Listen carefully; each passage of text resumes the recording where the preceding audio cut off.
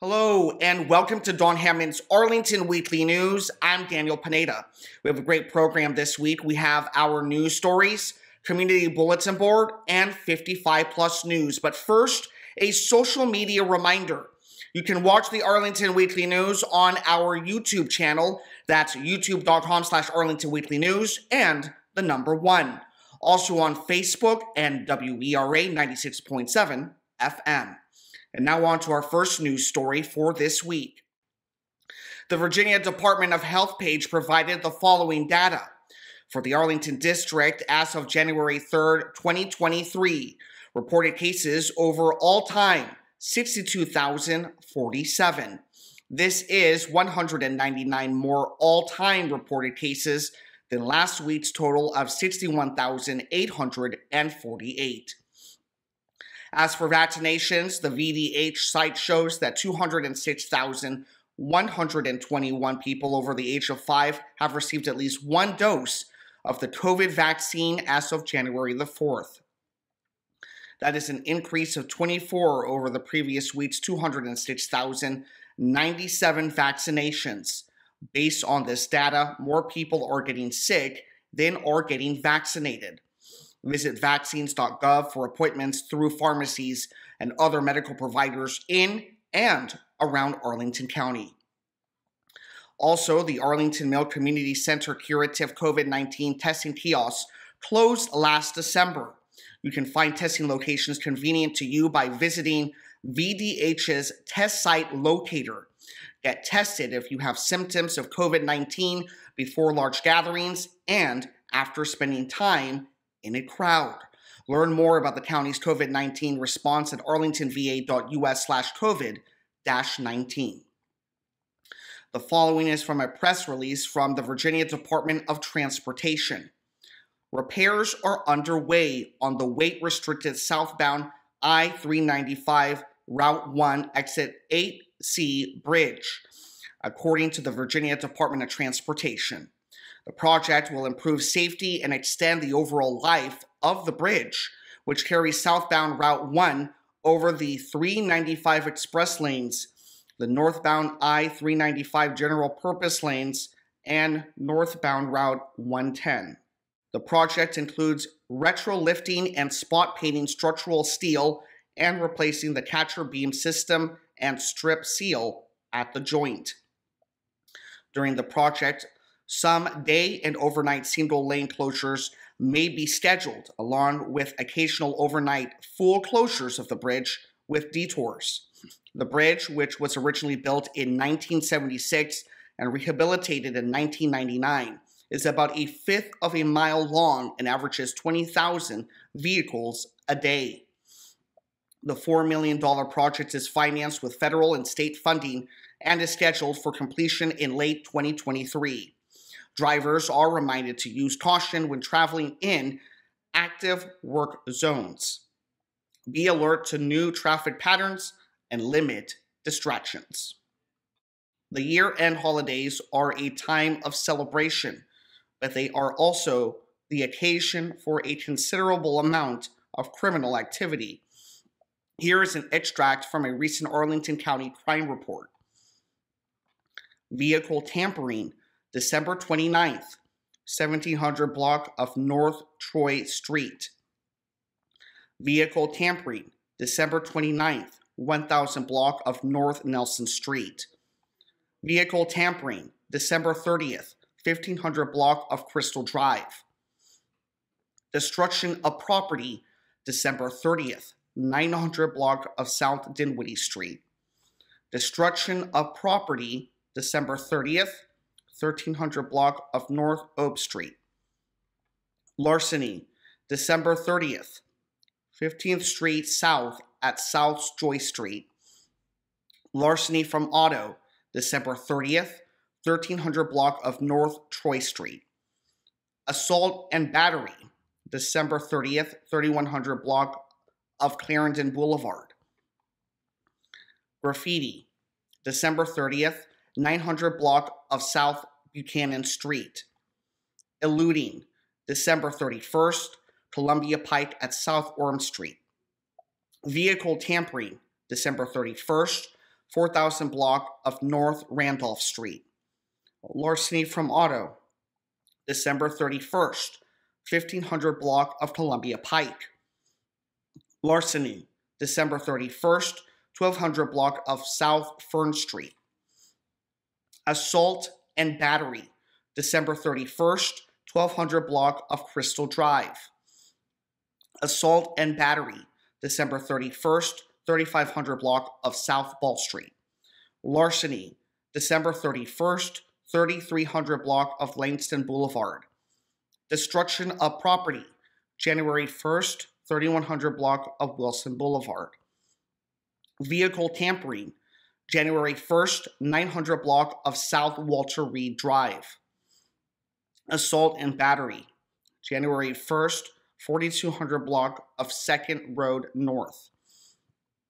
Destruction of property, January 1st, 3000 block of Wilson Boulevard. Assault and battery, January 1st, 3100 block of Wilson Boulevard. Destruction of property, January 1st, North Pershing Drive at Arlington Boulevard. Destruction of property, January 1st, 1300 block of South 8th Street. Assault and battery, January 1st, 3100 block of Wilson Boulevard. Destruction of property, January 1st, 3500 block of 2nd Street South. Assault and battery, January 1st, 300 block of North Thomas Street. Larceny from auto, January 1st, 2800 block of Potomac Avenue. Eluding, January 2nd, Washington Boulevard at southbound I-395. Larceny from auto, January 2nd, 4600 block of 7th Road North. Eluding, January 2nd, South Orm Street at Columbia Pike. Larceny from auto, January 2nd, 3400 block of South Clark Street. Larceny from auto, January 2nd, 3900 block of 7th Street South. Larceny, January 2nd, 2900 block of Columbia Pike. Destruction of property, January 2nd, 3rd Street North at Washington Boulevard. Larceny, January 2nd, 3000 block of Wilson Boulevard. Assault and battery, January 2nd, 3300 block of Wilson Boulevard. This is not the complete list, but you probably get the idea. Here is a reminder about snow in Arlington. First of all, Arlington snow removal trucks only plow Arlington streets when there's an accumulation of 2 or more inches. Plowing anything less would damage road surfaces and equipment. The county's snow removal ordinance requires all property owners to clear snow and ice from public sidewalks adjacent to their property within 24 hours after the end of a storm for snowfalls of less than 6 inches or 36 hours for snowfalls greater than 6 inches. There are also other ways to help. Coordinate with neighbors to park cars on one side of the street where feasible, and avoid on-street parking on narrow roads so that plow operators can efficiently clear a wider span of roadway. Avoid parking head-in on cul-de-sacs in order to allow plows more room to maneuver. Clear sidewalks, fire hydrants, and storm drains. Toss the snow toward buildings and not the street. However, it's a good idea to wait for the plows to come before you clear the snow in front of driveways, which minimizes the amount pushed back by plows. If you can, stay home or use mass transit to reduce the number of potentially stranded vehicles. Apply only the recommended minimum of chemical de-icers on sidewalks and driveways. And finally, stay connected through the county's snow and ice page and the Environmental Services social media platforms for updates on snow phases, transportation, trash collection, and other important notifications. Also in the news, at the organizational meeting on January 3, 2023, the County Board appointed Jim L. Shelton as the county auditor. Mr. Shelton will be responsible for conducting independent and comprehensive audits and reviews of county programs and operations. He will also serve as the primary staff liaison to the Audit Committee. Under the direction of the County Board and the Audit Committee, and in parallel with the county's internal audit function within the Department of Management and Finance, Mr. Shelton will develop annual work plans and conduct programmatic and operational audits and reviews of county departments and operations. Mr. Shelton brings 24 years of audit review and financial management experience to Arlington County. For the last 9 years, he served as the Fairfax County Board of Supervisors auditor, managing audit work plans, conducting audit reviews, and developing recommendations focused on increasing county revenues, reducing expenditures, and improving the efficiency and effectiveness of resources.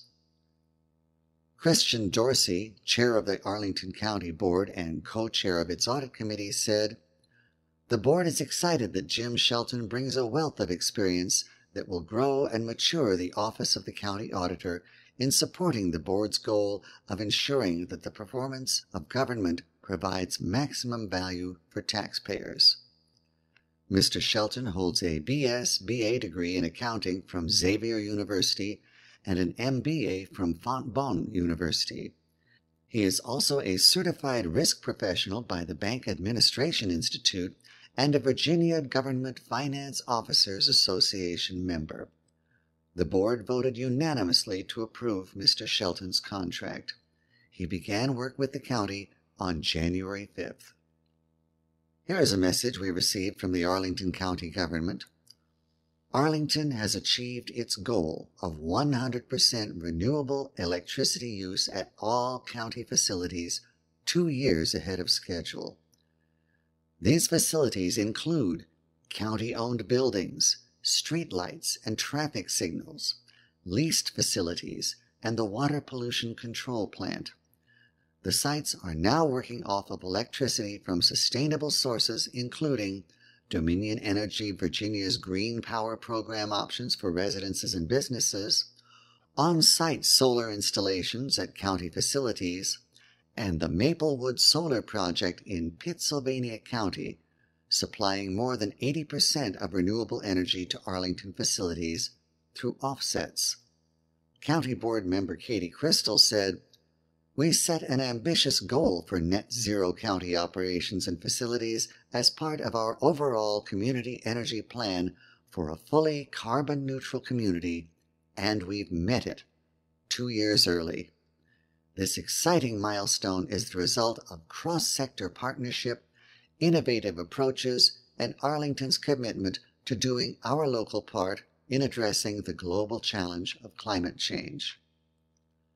Arlington County has committed to be carbon neutral by 2050 as part of its community energy plan by promoting buildings that are more energy efficient than is required by code, enhancing Arlington's approach to energy assurance and resiliency for critical services, and harnessing the ability of nature to mitigate Arlington's need for energy, exploring alternative operational and financing mechanisms to support performance and cost-effective renewable energy options, maximizing the use of walking and biking, transit and use of shared vehicles, including micro-mobility devices, to promote a multimodal approach to transportation. Arlington's award-winning Community Energy Plan is a long-term vision for transforming how the county generates, uses, and distributes energy. The plan also aims to provide access to the benefits of clean energy sources for all residents, regardless of economic situation. That's enough news for this week. Now it's time for Community Bulletin Board, or CBB. Hi, and welcome to CBB. Our first CBB event comes from the Arlington Public Library. It's called Kids Club, Building Fun at Shirlington. Kids from kindergarten to grade 5 can join in for an afternoon of building fun with Legos, Kiva blanks, crystal climbers, and other materials. For the current policies on masking, see the library operations update. Space is limited, so attendance is first come, first served until the event capacity is reached. For more information, call 703-228-6545. That's on Tuesday, January 17th from 4 o'clock to 5 o'clock p.m. in the Campbell Room at Shirlington Library, 4200 Campbell Avenue. Our next event is also from the Arlington Library, but this one's for adults. It's a book club called Reading on the Pike, and they meet in person on the third Wednesday of each month. This month's selection is The Winner by Frederick Beckman. Here's a brief story outline. Maya Anderson and Benji Ovich are two young people who left in search of a life far from the forest town. Then they come home and joyfully reunite with their closest childhood friends. There's a new sense of optimism and purpose in the town, embodied in the impressive new ice rink that has been built down by the lake. 2 years have passed since the event that no one wants to think about. Everyone has tried to move on, but there's something about this place that prevents it. The destruction caused by a ferocious late summer storm reignites an old rivalry between Beartown and the neighboring town of Head, a rivalry which has always been fought through their ice hockey teams.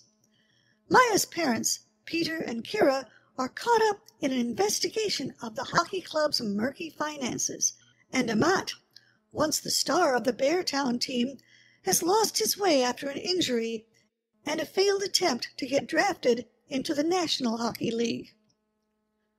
Registration is required. You can register online through the library website. For more information, call 703-228-5710. That's on Wednesday, January 18th from 6:30 to 8 o'clock p.m. in the Drew Room at Columbia Pike Branch Library, 816 South Walter Reed Drive. Our next CBB event is another campfire, and it's for families. It's called Winter Wildlife Campfire. The whole family is invited to join in for lots of old-fashioned fun and, of course, s'mores. Staff will provide the marshmallows, chocolate, and graham crackers at a cost of $5. That's on Friday, January 20th from 5:30 to 6:30 p.m. at Gulf Branch Nature Center, 625 South Carlin Springs Road. Our next CBB event is for kids aged 5 to 10 years. It's called Fabulous Foxes, and it's a chance to talk about one of Arlington's most fabulous animal residents, the red fox. The kids will learn about these charismatic mammals, touch some fur, and make a craft to take home. The cost is $5.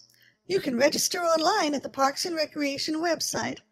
That's on Saturday, January 21st, from 10 o'clock to 11 o'clock a.m. at Gulf Branch Nature Center, 3608 North Military Road. Our final CBB event is for adults. It's called Search for Winter Waterfowl. Ducks, geese, grebes, and even swans and loons use our waterways around Arlington in winter. It's a chance to join a naturalist to look for waterfowl. There's also a virtual introduction on January 18th from 7 o'clock to 8 o'clock p.m. Teens aged 12 and up are also welcome to attend, but must be accompanied by a registered adult. You can register online at the Parks and Recreation website. That's on Saturday, January 21st from 8 o'clock to 9 o'clock a.m. at Long Bridge Park, 475 Long Bridge Drive. Now it's time for 55 Plus News. Howdy, and welcome to 55 Plus News. Our first event is another 55 Plus Walk. Stay active with friendly walking companions. You'll explore nearby trails and neighborhoods in a safe, socially distant manner. Destinations may be changed or excursions canceled in case of inclement weather. You can register online at the Parks and Recreation website. You'll need to check on the exact meetup location, but it's listed as Ashton Heights. That's on Wednesday, January 18th from 9:30 to 10:30 a.m. You ought to be 55 and up, and 55 plus membership is required. Next up, what's contained in a will? Having a will and other estate documents is essential to ensuring your assets and wishes are communicated to your family when you pass on. Elder law attorney Ed Zetlin will discuss what should be contained in your will. You can register online at the Parks and Recreation website. That's on Wednesday, January 18th from 11 o'clock a.m. to 12 o'clock noon. You gotta be 55 and up, and 55 plus membership is required. This is a virtual event. Our next event is called Dementia 101. Kay Young, the Education and Outreach Manager for Insight Memory Care Center, will discuss basic information about dementia, including the latest progress in science and medicine. The talk will address some of the greatest challenges of caring for a loved one with dementia as their personality and behavior changes. You can register online at the Parks and Recreation website. That's on Wednesday, January 18th from 12 noon to 1 o'clock p.m. at Arlington Mill Community Center, 909 South Dinwiddie Street. You gotta be 55 and up, and 55 plus membership is required. Our next 55 plus event is called Travel Gurus Iberian Cruise. Are you interested in seeing and experiencing new places? Here is your opportunity to learn about destinations near and far from local travel gurus and start planning your next trip. 55 plus volunteer Mary Smolensky will share her recent travel experiences on an Iberian cruise to Portugal, Spain, Morocco, Gibraltar, and the Canary Islands. You can register online at the Parks and Recreation website. That's on Wednesday, January 18th from 1:30 to 2:30 p.m. at Aurora Hills Community Center, 735 18th Street South. You gotta be 55 and up, and 55 plus membership is required. Our final event is called the Lost City of Jackson. Long ago, a federal city was planned for the south side of the Potomac River, just opposite the city of Washington. Since then, the story of Jackson City has long been a local subject of interest. Join Nature Center staff for an introduction to one of Arlington's most enigmatic histories. You can register online at the Parks and Recreation website. That's on Wednesday, January 18th from 5 o'clock to 5:45 p.m. You gotta be 55 and up, and 55 plus membership is required. This is a virtual event. Anyway, that's all I got for 55 plus news. The Arlington Philharmonic will present Winter Winds, a concert and fundraiser on Saturday, January 28th from 6:30 to 8:30 p.m. The location will be the Bennett Park Atrium at 1601 Clarendon Boulevard. The event will include a wine and cheese reception in addition to the concert, which will feature the Arlington Philharmonic Wind Musicians. Tickets cost $50 each, which is about 1/3 of a typical ticket price at the Kennedy Center. The location is also less than half a mile's walk from the Roslyn Metro. Finally, here is a COVID update. There is a new dominant coronavirus variant. It is XBB.1.5, and the World Health Organization is concerned that it could drive yet another wave of cases.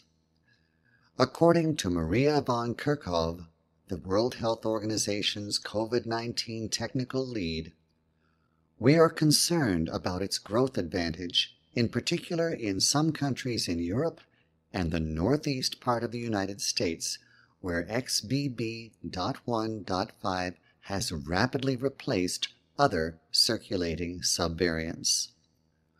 White House COVID-19 response coordinator Ashish Jha tweeted that, in the United States, the subvariant went from being present in 4% of sequenced cases to 40% in just a few weeks. It is not yet known whether XBB.1.5 is more severe than other circulating subvariants. However, hospitalizations in New England, where XBB.1.5 is spreading quickly, are rising and are now at about 40% of last year's levels. Ashish Jha also warned that the immunity of Americans against XBB.1.5 is probably not great if a prior infection was before July or if they have not received the bivalent shot that became available in September. And that concludes our program for this week.